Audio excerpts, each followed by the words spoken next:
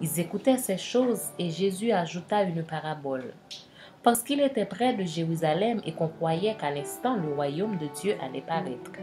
Il dit donc, un homme de haute naissance s'en alla dans un pays lointain pour se faire investir de l'autorité royale et revenir ensuite. Il appela 10 de ses serviteurs, leur donna 10 mines et leur dit, faites-les valoir jusqu'à ce que je revienne.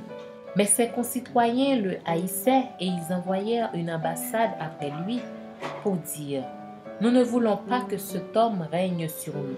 Lorsqu'il fut de retour, après avoir été investi de l'autorité royale, il fit appeler auprès de lui les serviteurs auxquels il avait donné l'argent, afin de connaître comment chacun l'avait fait valoir. Le premier vint et dit, Seigneur, ta mine a rapporté 10 mines. Il lui dit, c'est bien, bon serviteur, parce que tu as été fidèle en peu de choses, reçois le gouvernement de 10 villes. Le second vint et dit, Seigneur, ta mine a produit 5 mines. Il lui dit, toi aussi, sois établi sur 5 villes. Un autre vint et dit, Seigneur, voici ta mine que j'ai gardée dans un linge, car j'avais peur de toi, parce que tu es un homme sévère. Tu prends ce que tu n'as pas déposé et tu moissonnes ce que tu n'as pas semé.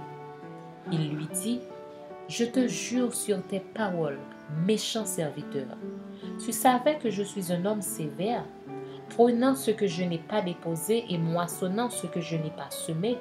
Pourquoi donc n'as-tu pas mis mon argent dans une banque, afin qu'à mon retour je le retirasse avec un intérêt?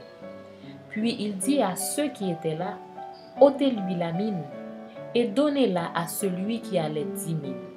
Ils lui dirent, Seigneur, il a 10 mines.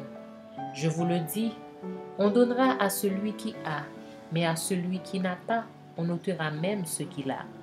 Au reste, amenez ici mes ennemis qui n'ont pas voulu que je régnât sur eux, et tuez-les en ma présence.